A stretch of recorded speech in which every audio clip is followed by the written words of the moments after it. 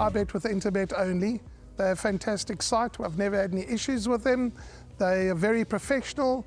There's never a problem. You deposit money, 2 seconds later it's in your account. You withdraw, which I do very occasionally, and I believe it's also 2 seconds it's in your account.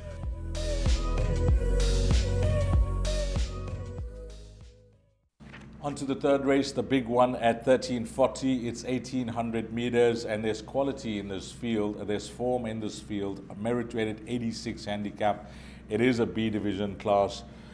I think that if you want to get through with the minimum spend here, you'll have to be very good, because if you get through this leg of the pick six with 3 runners, I think you've done yourself proud, because I can see this pick six after the first leg paying much more than 3 rand, regardless of the pool and what size it gets to. Right, in the pick six, I was actually looking at this and saying, if I'm going to choose more than 4 runners, the rule comes into play.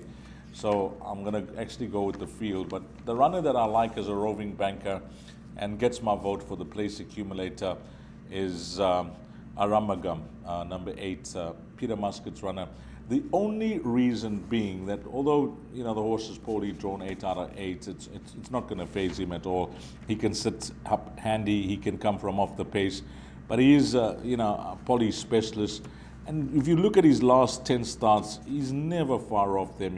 Just that one run or 2 of them in his last 10 starts, you can say close to 5 lengths. But other than that, he's always there or thereabout. He's going to run his heart out. He's a solid horse. And I personally think that in this type of field, I can see him finishing in the top 3. Maybe some will say, well, if he misses out in the top 3, can he run 4th at least? I think he'll finish in the top 4 here. So he's going to be my roving banker.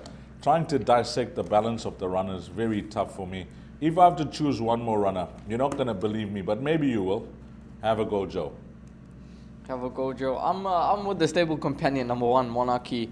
Sereno Woodley takes the ride, and Sereno would have obviously got the pick of the 2 from the Michael Miller yard, and he's gone with Monarchy. He's a soldier, is this individual. He's a 6-year-old, but he's a 5-time winner. He loves the poly track. He's course and distance suited, and in terms of the place accumulators, I'm going to take my chance and go with Monarchy. He's a horse that he ran a cracking 3rd last time out. He could have just needed the run slightly. He does run after a 2-month rest, but I think the team would have him in good order to go for this race. And from the best of the draws, I think that Sereno is not going to have him too far off the pace. There looks to be a decent pace in the race with Juan Carlos and number 3, Seamaster. And I think Monarchy, if he just tracks the pace, he gets a good toe into the race, I think he'll be finishing off his race really smartly. Number 4, Sunday Island, I think is a horse that has to be given a mention. He's a horse that has won fresh before when he beat Arumagam.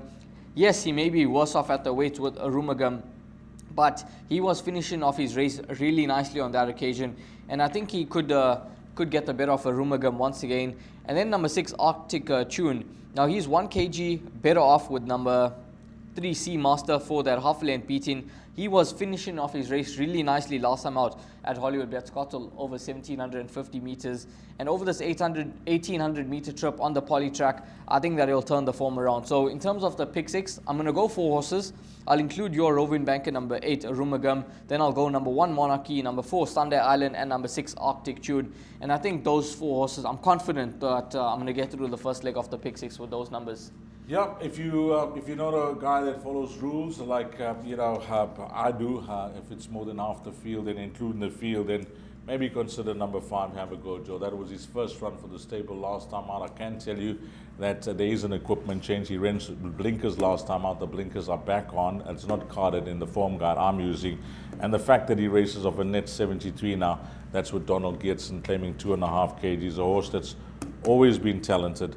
Now Sereno, well, he gets the choice, doesn't he, from the Mike Miller stable. But I think for them taking off the weight there, keep an eye on number 5, Have a Go, Joe. So in summarizing, Ryan likes number 1, Monarchy, for the place accumulator. I like number 8, Aramagam, for the place accumulator. So maybe 1 and 8 will be the numbers for the GTV Preview Show.